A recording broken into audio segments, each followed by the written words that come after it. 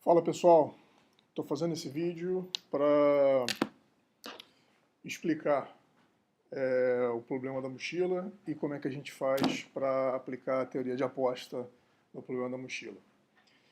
Eu vou começar explicando o problema em si, para garantir que todo mundo tenha o mesmo entendimento, que a gente esteja nivelado aí no entendimento.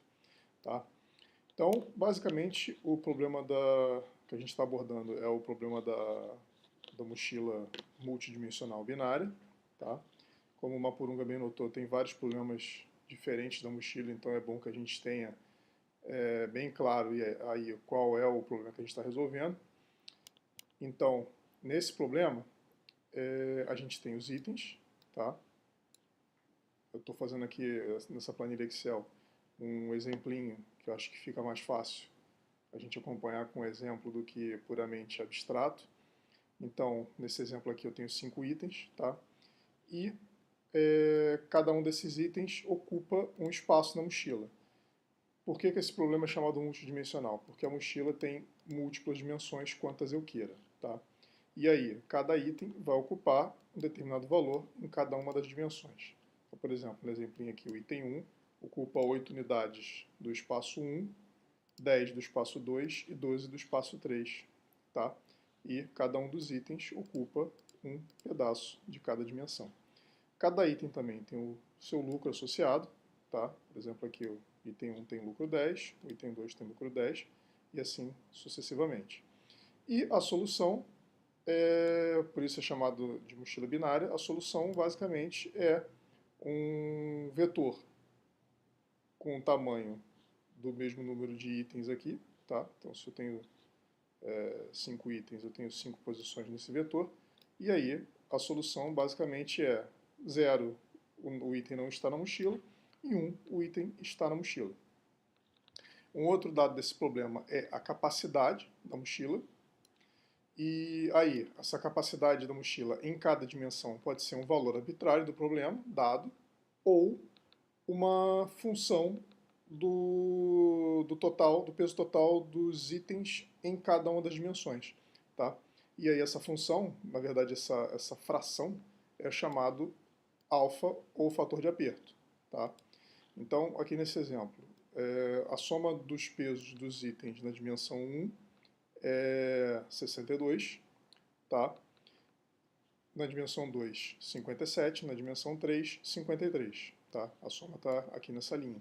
Como o fator de aperto é 0,7, eu tenho a capacidade da mochila em cada uma das dimensões 0,7 vezes cada um desses valores aqui, tá? Se eu botar 1, quer dizer que a mochila aguenta todos os pesos, se eu botar 2, quer dizer que ela aguenta o dobro do peso total, então não teria um problema, não seria um problema, tá? Eu estou dizendo aqui que ela aguenta 70% em cada da soma dos pesos em cada uma das dimensões. Tá? A gente pode até pensar numa variante do problema em que eu tenha um fator de aperto diferente para cada uma das dimensões, mas nesse caso aqui é um fator de aperto constante. Ok? E aí, dado isso, eu pego o meu vetor que define aqui uma proposta de solução e verifico se essa solução é válida. Tá? Nesse caso aqui, eu não estou colocando o item 1, estou colocando o 2, não estou colocando o 3, estou colocando o 4 e o 5. Tá? E aí eu verifico o custo. Basicamente, como o item 1 não está entrando, ele não tem custo. O item 2 tem lá o custo puxado da tabela anterior, e assim sucessivamente, até eu ter o peso total. Tá? E o lucro total também. Aqui eu tenho o lucro, 0, porque o item não está entrando, 10 porque esse item está entrando, e assim sucessivamente. Então, nesse exemplo aqui, o lucro é 15, tá? Com os seguintes custos: 48 na primeira dimensão, 32 na segunda, 27 na terceira. Tá? E a gente vê aqui que pelo nossa capacidade aqui, essa configuração está excedendo aqui a capacidade da mochila nessa dimensão. Tá? Essa linha aqui mostra isso, ela mostra qual é a folga que você tem em cada um deles. A folga aqui é negativa em 4,6, tá? Então ela está estourando a capacidade da mochila em 4,6 unidades. Enquanto que nas outras dimensões ainda tem uma folga aí de aproximadamente 8 na segunda dimensão e 10 na terceira dimensão. Tá? Então, basicamente, o problema é esse. Qual é a Na verdade, o problema em si é ir variando esse vetor solução aqui de forma a maximizar isso atendendo a essa restrição, certo? Então a gente começa o problema fazendo o setup inicial de uma solução e entendendo o que é a correção de uma solução. A correção é dada pela soma desses dois algoritmos aqui, o algoritmo 6, que é a correção em si, e o 7, que é a reinserção. Então, vamos partir do exemplinho lá da anterior, tá? Que é esse aqui, ok? Olha lá, com 48 com menos 4,6. Para começar, deixa eu explicar uma outra coisa antes. A gente, para fazer uma solução qualquer para a mochila, tá explicitado lá na tese do Pedro De Masi, 3 formas. Ou a gente insere os itens conforme eles estão listados, ou a gente insere de maneira nebulosa, ou seja, do maior para o menor lucro, ou a gente insere de maneira aleatória. Tá? Se eu fosse inserir conforme está listado, eu faria da seguinte maneira. Nessa instânciazinha aqui que eu criei, os itens estão listados dessa forma, então eu vou inserir eles conforme a ordem deles. Então primeiro eu vou inserir o item 1, tá?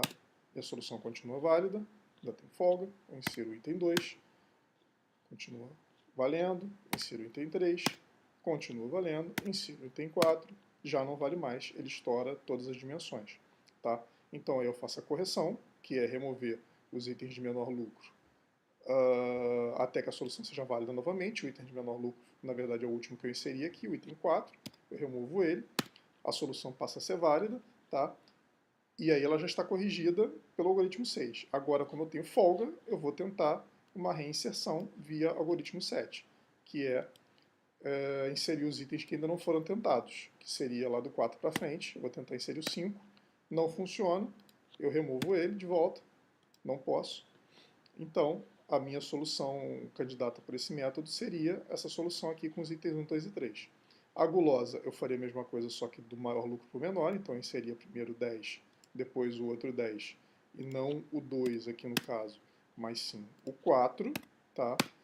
Aí a solução permanece válida, e aí eu tentaria o próximo de menor lucro, que é o 2, de maior lucro, desculpa, que é o 2, mas ele já invalida a solução. Então eu tiro ele, tento o próximo, também invalida a solução, tá? Então, a minha solução passa a ser 1, 2 e 5 com lucro 24, ok? E a puramente aleatória, que na verdade é a que eu usei para gerar aquele exemplinho lá, que eu inseri aqui esses três na verdade, e tive uma solução inválida, tá? Que tem que ser corrigida. Como é que eu corrijo? Removendo os itens de menor lucro, 0, aqui, que é o de menor lucro, aqui é o item 4 com lucro 1, tá? E aí eu vou reinserir gulosamente o item de maior lucro. Primeiro, está válido, aí agora eu vou para o próximo, que é o 2, e a gente sabe que invalida novamente a solução, tá? Tiro ele de volta, tento 1, que eu ainda não tinha tentado, também invalida a solução, de forma que eu fico novamente com essa solução aqui, tá? Começando naquela aleatória, ok? E aí, acho que está entendido agora como é que eu gero uma solução inicial, como é que eu faço a correção. Vamos para o jogo em si. Para eu brincar com o jogo, para eu modificar, na verdade, essas soluções, eu tenho que entrar novos atores aí. Eu tenho a máscara, tá? Eu tenho a nova solução candidata, x', e eu tenho o lucro dessa nova solução candidata, x', ok? Então, vamos considerar que eu comecei com essa solução aqui, obtida gulosamente, que nem eu mostrei para vocês agora há pouco, com lucro 24, e eu vou aplicar essa máscara aqui. Essa máscara ela tem como único bit setado o terceiro bit, tá? Isso quer dizer o seguinte, que eu vou pegar a minha solução existente e vou obrigatoriamente inserir esse bit nela aqui, tá? Então eu peguei, inseri esse bit na minha solução, ok? Só que esse bit, como a gente sabe, invalida a solução, tá? E aí qual é o pulo do gato agora? Eu vou tornar essa solução válida novamente. Só que esse bit aqui eu não posso mexer nele. Eu vou tornar essa solução válida mexendo em qualquer outro bit. Ele não fala explicitamente, mas eu imagino que eu pegue essa solução e faça uma correção nela gulosa, excluindo esse bit aqui. Tá? Então, o guloso aqui no caso é remover os itens de menor lucro. O item de menor lucro presente aqui primeiro é o 4. Tá? Eu vou remover ele e eu chego a uma solução válida. Tá? A gente vê que ela é válida aqui, com lucro 22. Tá? Eu posso até tentar uma reinserção de itens, mas eu não sei se é o caso nessa hora de gerar solução candidata. Tá? E aí, nesse caso aqui, simplificado, eu gerei uma solução candidata que não melhora a solução existente, então ela seria descartada, só que os jogadores fariam apostas nessa solução aqui. Tá? Por exemplo, eu teria um jogador que poderia achar ruim fazer essa transformação, ele não apostaria, ou ele apostaria em não transformar, tá? Dependendo da forma como a gente estruturar o jogo, ou, por acaso, se ele achasse essa transformação boa, ele apostaria e perderia, ok? E aí, seguindo a dinâmica da teoria de apostas, eventualmente, se esse cara fizesse muitas apostas ruins iguais a essa, ele seria eliminado e substituído por um novo player. E aí o método de construção desse novo player pode ser totalmente aleatório, pode ser baseado nos players existentes, nos melhores players existentes, e por aí vai. Tá? A fase 1, o mecanismo de aposta na fase 1, eu faço uma exemplificação aqui para cada um dos players. Né? É aquela coisa que a gente já até mostrou em apresentações, por exemplo, uma máscara aqui de tamanho 2, ou seja, eu teria 2 bits nessa máscara. A opção, a quantidade de apostas é 2 elevado ao tamanho da máscara, né? Então 2 elevado a 2 é 4, tenho 4 opções aqui nessa, sendo que a primeira opção é não apostar em ninguém, ou seja, é não esse, que na verdade vai ser 1 menos o knowledge aqui, vezes 1 menos o knowledge aqui, que dá esse valor de 0,59. Aí, depois esse e não esse, 0,30 vezes 1 menos 0,15, que dá 0,25. Depois, esse e não esse, mesma coisa. Depois esse e esse, que é 0,30 vezes 0,15, tá? Que dá 0,05. E aí a soma dessas probabilidades sempre vai dar 1, aquele resultado que a gente já tinha antes. Ok? E aí esse player aqui está dando uma alta probabilidade, por exemplo, de não dar nenhuma das duas. Ok? Que lá a probabilidade da primeira é baixa e da máscara no item 2 é baixa, da máscara no item 5 também é baixa. Então esse cara aqui teria uma alta probabilidade de não apostar. Tá? Com a cotação da banca dada daquela forma que a gente já conhece, eu teria que fazer isso aqui para todos os players, e aí a cotação para a primeira opção seria a soma desse valor aqui obtido para todos os players dividido pelo total de todos os players, e assim sucessivamente. Aí eu daria a probabilidade da banca, e se a minha probabilidade for maior do que a probabilidade da banca, eu aposto, se for menor, eu não aposto. Tá? Então essa é a fase 1, e aí os players vão apostando ou não, e vão sendo selecionados. Finalmente, vamos para a fase 2. Na fase 2 eu vou pegar um player escolhido de alguma forma, ou um ou mais, aí vai depender da forma como a gente estruturar o jogo, é aquela discussão que eu já tive antes. Tá? Vamos dizer que eu só pegasse um player, o melhor deles, e usasse ele, e aí eu vou usar esse novo player para gerar soluções. Imagina que esse player tem esse vetor knowledge aqui que está mostrado aqui. O 0,8 na primeira posição, 0,2 na segunda, 0,9 na terceira, 0,12 na quarta, 0,75 na quinta. Basicamente estou dizendo o quê? Que esse cara vai ter uma alta probabilidade de querer inserir esses itens aqui na solução candidata. Tá? E como é que eu faço essa coisa de inserir ou não um item na solução candidata? Eu vou gerar um número aleatório, ok? Eu quero gerar um número aleatório que tenha a probabilidade de 80% nesse caso aqui de ser sim e 20% de ser não, ok? Como é que eu faço isso? Eu faço um número aleatório, tá? E se ele for falha nossa aí, desculpa. Se ele for menor do que 0,8, tá? Eu digo que é sim, e se ele for maior do que o 0,8, eu digo que é não. Como tem uma probabilidade de 80% dele ser menor do que 0,8 e 20% dele ser maior, eu vou estar gerando um número, o sim, com probabilidade de 0,8. Então, por exemplo, aqui, ó, vamos lá. Vou forçar ele a gerar um novo número aleatório. Tá? Olha lá, por acaso aqui deu 0,97, é maior do que 0,8. Tá? É engraçado essa solução aqui, por sorte, veio esquisita. Por quê? Ele gerou 0,97, então esse item aqui não entraria. Aqui, ele gerou só 0,14, é menor que 0,2, ali entraria. Tá? Aqui 0,76, menor que 0,9, entraria. 0,69, maior que 0,12, não entra. Tá? Então, você vê que mesmo com só 20% de chance de entrar e com 80% de chance de entrar ainda, aqui, a gente inverteu a situação aqui, de forma que você ainda mantém alguma aleatoriedade para fugir de ótimos locais, mas que a tendência é que entrasse, quase na maioria das vezes que eu fosse rodar essa solução, o primeiro, o terceiro e o quinto item, tá? Olha lá, nesse caso aqui, respeitou aí as probabilidades. Nesse aqui também, e cada vez que você tentar, esse aqui deixou esse aqui de fora, tá? E por aí vai. Ok, pode ser também, essas probabilidades esquisitas, pode ser alguma coisa do Excel. Mas vamos lá. No que os players apostaram? O knowledge é a probabilidade que o item deve estar na mochila, acionar ou não aquele bit.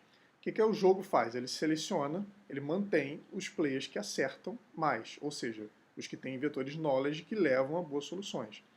Fase 2 é usar o knowledge para gerar soluções. Aí, na tese dele, ele propõe dois métodos, e aqui eu estou propondo um terceiro. Tá? O método 1 é ir gerando. Ele não vai fazer isso tudo de uma vez, que nem eu fiz aqui, e olhar tudo de uma vez. Ele vai gerar um número aleatório para o primeiro knowledge, nesse caso aqui. Ele não inseriria o primeiro, não inseriria o segundo, não inseriria o terceiro, não inseriria o quarto, aí pega aqui e insere. Tá? Mas vamos fazer de uma outra forma aqui, que ele insira itens no início. Tá? Isso, quero essa aqui. Aí aqui ele gerou um número, ele gerou um valor aqui. Ah, não, esse valor aqui deu sim, eu inseri. A solução é válida? É, então eu vou para o próximo. Não inseri. Inseri, a solução é válida? Não, então eu paro por aqui. Tá? Não, a solução ainda é válida, eu continuo. Tá? Então eu vou sequencialmente aqui, na ordem dos itens, eu vou testando se eu insiro aquele item ou não, tá? Até que a solução seja inválida. Na hora que a solução for inválida, eu removo o último lá que invalidou e aquela passa a ser minha solução candidata. O segundo método que ele propõe é, em vez de eu fazer nessa ordem aqui, eu ordenar esse vetor aqui pelo knowledge. Então, eu tentaria primeiro o item 3, depois o item 1, depois o item 5, ou seja, em ordem não crescente de knowledge, fazendo a mesma coisa. Vou tentando inserir o item até que a solução deixe de ser válida. Aí eu paro. E o método 3 é esse que eu mostrei. Eu faço tudo de uma vez, tá? E depois eu faço uma correção gulosa. Por exemplo, aqui nesse caso, eu inseriria esse e esse. Tá? Ah, não está legal? Então vou tirar o item de menor lucro que eu coloquei até agora. Tá? Que possivelmente era o... Nem me lembro, vamos dizer que fosse esse aqui. Ah, eu coloquei esses três e esse aqui é o item de menor lucro. Eu removo ele e fico com a solução de maior lucro. Tá? E a gente compara para ver se houve uma evolução ou não. Ok? Então, basicamente é isso. Eu acho que deu para dar uma ideia para vocês aí de como é que funciona. Qualquer coisa, a gente esclarece mais alguma dúvida pessoalmente aí. Obrigado. Se você gostou, deixa seu like e curta o nosso canal. Forte abraço a todos aí e até mais tarde.